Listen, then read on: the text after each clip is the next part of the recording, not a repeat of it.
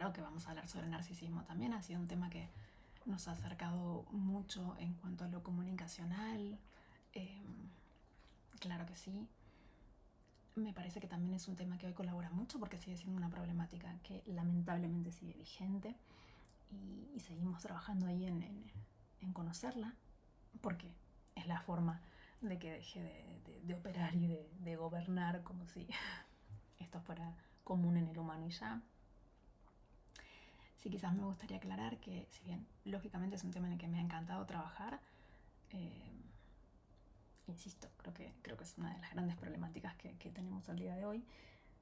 También es cierto que como todo tema, a veces después uno tiene la sensación de que, bueno, eh, quedó como súper tomado por el tema. A mí me pasa así, bueno, pero si yo trabajo en otras áreas, trabajo en otros temas, es como que siempre tengo la sensación de que la gente espera que hable de lo mismo.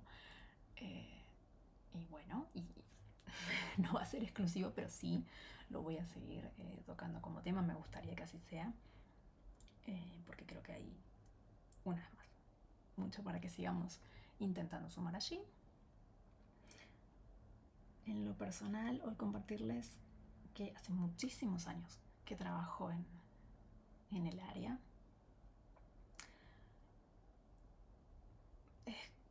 Por lo menos a mí me ha pasado como todo, ¿no? Lo orgánico mismo del proceso de trabajar en psicología, cuáles eran los tópicos que más llegaban a consulta, cuáles eran las cuestiones que más veía que se repetían transversalmente, ¿no? Como distintos casos, distintas personas, distintas edades, todo un cambio y había como algunos puntos ahí que me llamaban la atención. Cuántos dolores y situaciones que se repetían una y otra vez, sobre todo lo veía en situaciones de pareja, ¿no? Sobre todo en finales de pareja, ¿no? Y bueno, pero los finales de pareja son así, las crisis de pareja son así. Llamaba mucho la atención. Menciono esto sobre todo porque hoy no, al día de hoy incluso, habiéndose hecho tan popular y todo, no hay tantísimos eh, espacios psicológicos o investigaciones psicológicas que estén tan abocadas al tema. Entonces, sí, entre psicólogos, entre colegas hablamos mucho de esto. Algunas personas han sido grandes referentes. Siempre mencionan a la doctora Ramani, ¿no? En Estados Unidos, que han hecho muchísimo trabajo en esto. Pero todavía no era de los grandes temas, ¿no? Incluso se debatía mucho, bueno, pero el trastorno de personalidad narcisista es lo mismo que lo que se va llamando perfil narcisista y no. Pero bueno, a lo que voy es un área que todavía necesita mucho trabajo y hoy se ha popularizado mucho.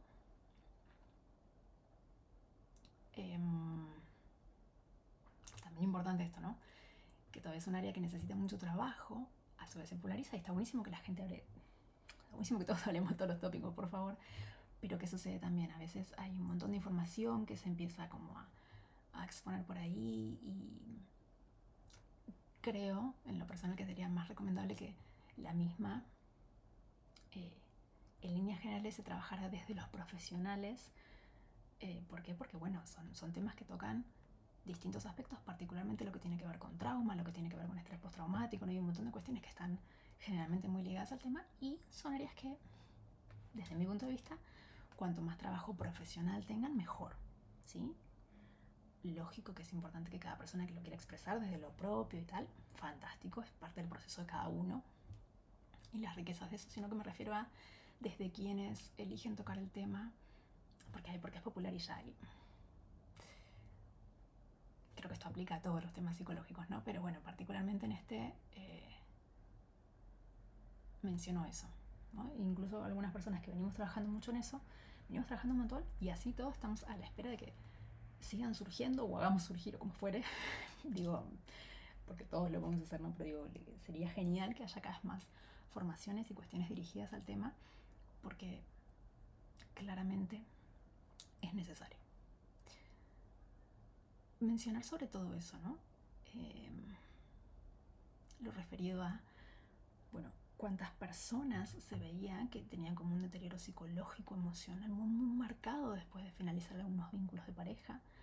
Y esto, ¿no? Era notorio que estaban pasando otros aspectos allí. Y por suerte, digo por suerte, se empezó a comprender, por suerte para ayudar a esas personas, se empezó a comprender que allí había posiblemente muy en juego aspectos de estrés postraumático, ¿no? Esta riqueza de lo que se fue ampliando y conociendo, investigando, ahí sí, sobre un diagnóstico como el estrés postraumático, que se empezó a estudiar mucho en Estados Unidos, se estudia mucho desde los veteranos de guerra.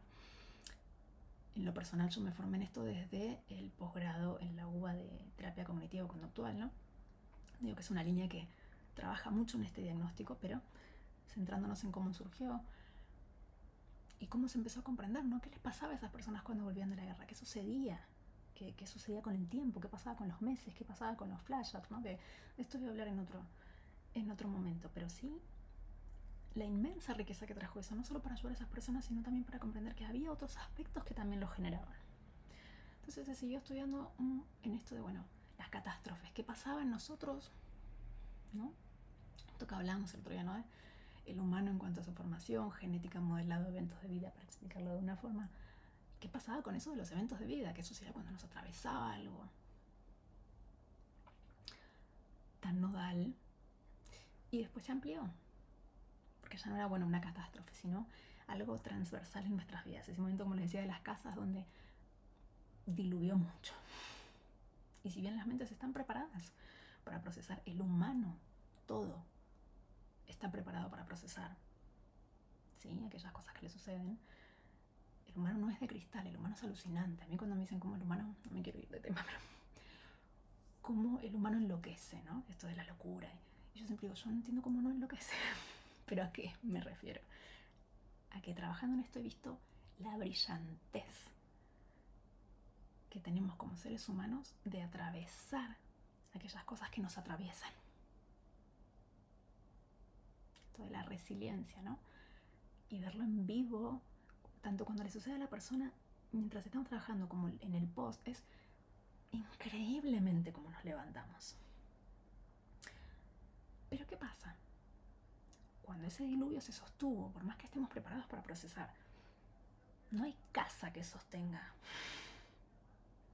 ¿no? Referido al otro episodio, no hay casa que sostenga tantísima agua. Entonces, lógicamente, esa mente no llega a procesarlo, ese sistema emocional, ese sistema corporal, tiene toda esa carga. Entonces se observó que no solo era en esas situaciones, sino también que había eventos de la vida cotidiana, eventos de nuestras vidas, pero también eventos de la vida que se consideran ahora como cotidiano y ya, de convivencia, hogareños, vinculares, que esto es así, listo, traían consecuencias similares.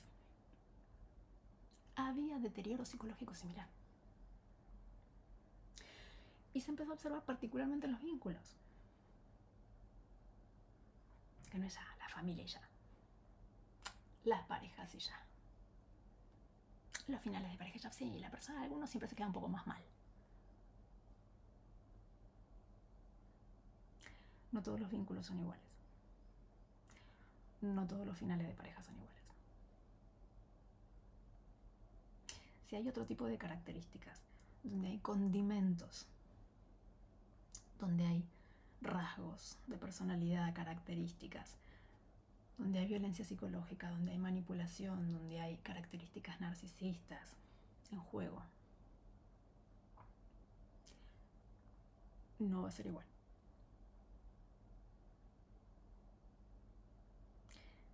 Y ahí la psicología hizo algo brillante, que es decir, che, esto también genera estrés postraumático. Y ahí psicólogos muy grosos empezaron a decir, che, esto genera trauma. Y otros valientes empezaron a decir, otros profesionales muy valientes empezaron a decir, che, esto no sería un perfil narcisista. Y no desde el narcisismo en tanto y en cuanto lo conocemos desde el psicoanálisis, esto del amor propio, del sano amor propio, sino todas esas características que tienen que ver con determinadas conductas, que es lo que venimos trabajando en el Instagram y seguiré ampliando, pero hoy me parecía bonito acercarlo desde aquí. Todas esas características que van a ir generando un deterioro en la psiquis del otro. Esos formatos vinculares que dañan la psiquis del otro. Y allí está la riqueza de otros conceptos. En lo personal, los he aprendido mucho desde la línea más española, que empezaron a hablar, ¿no?, de dependencia emocional, y no desde la sana dependencia que tenemos entre humanos, donde necesitamos aspectos más autónomos y aspectos más de dependencia, donde nos vinculemos con otros y nuestra pertenencia, ¿no? Sino desde aquellos aspectos donde yo empezaba a idealizar al otro. Empezaba porque así estaba configurado en mi sistema afectivo, donde yo idealizo al otro. Y yo estoy acá y el otro está acá. Y esto se genera en encuentros, porque así lo tengo configurado. Entonces, personas que tenían este tipo de características de dependencia emocional, y en lo personal, desde mi criterio profesional, mi criterio, no estoy en ningún sitio, sino desde mi experiencia profesional, cuando se combina entre dependencia emocional y obsesión de una manera patológica, no estructura sanísima, sino de manera patológica, que ese sistema esté rígido en algunos conceptos y algunos estilos de razonamiento, combinado con alguien que tenga un perfil narcisista, como venimos mencionando, el vínculo que aquí se genere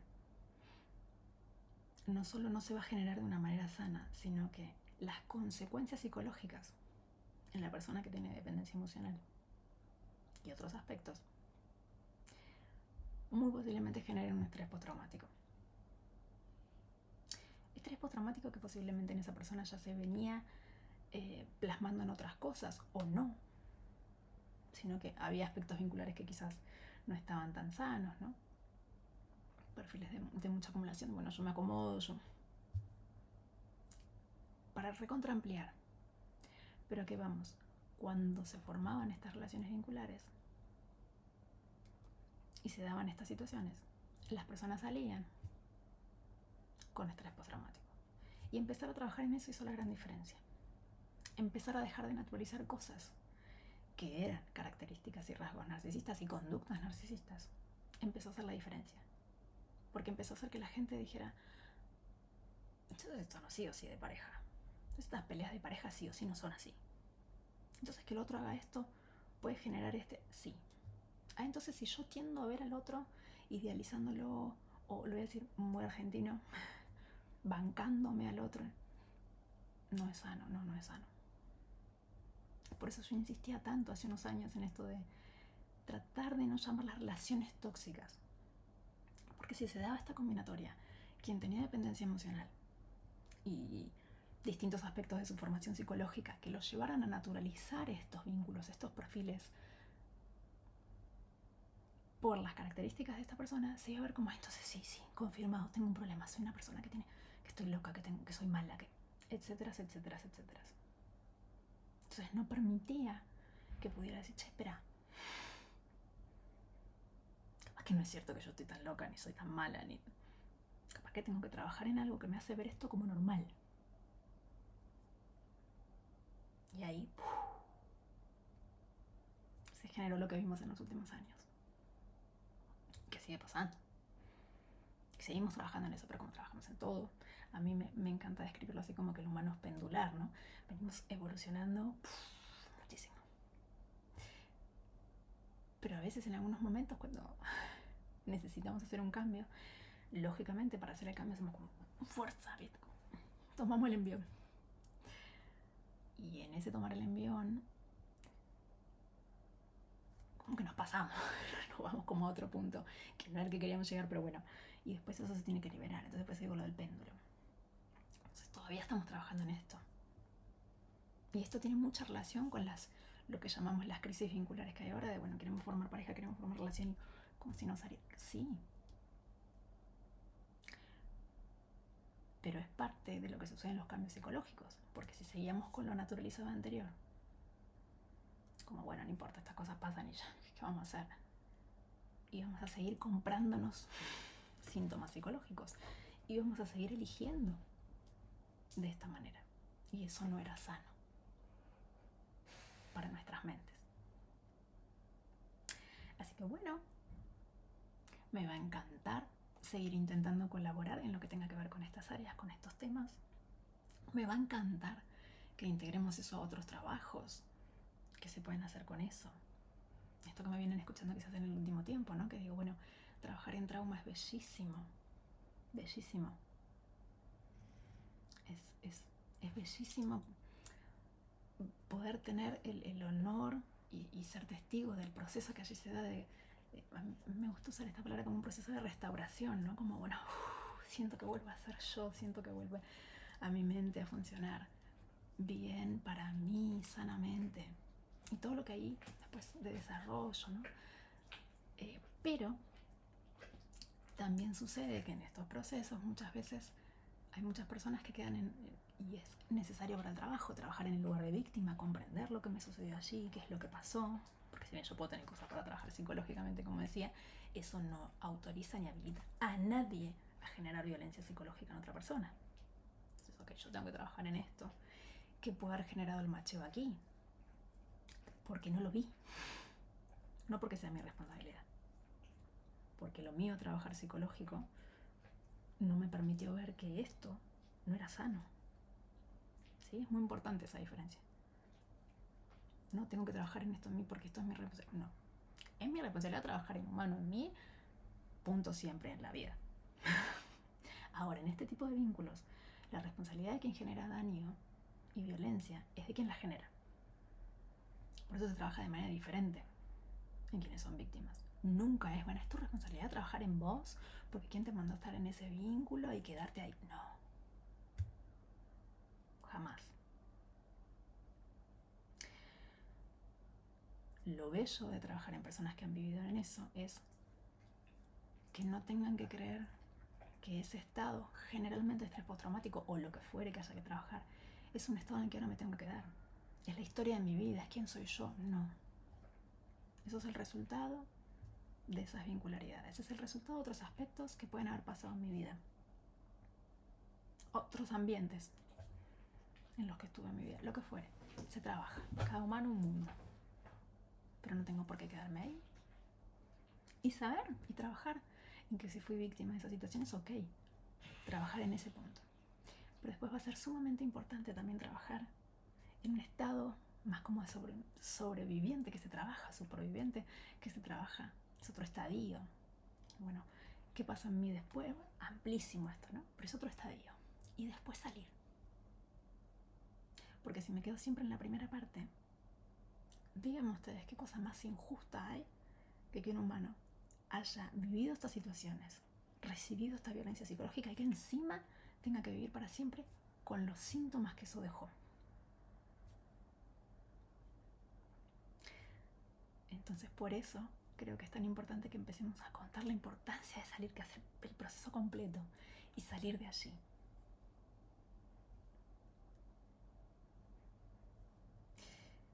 Espero que les haya sido de utilidad.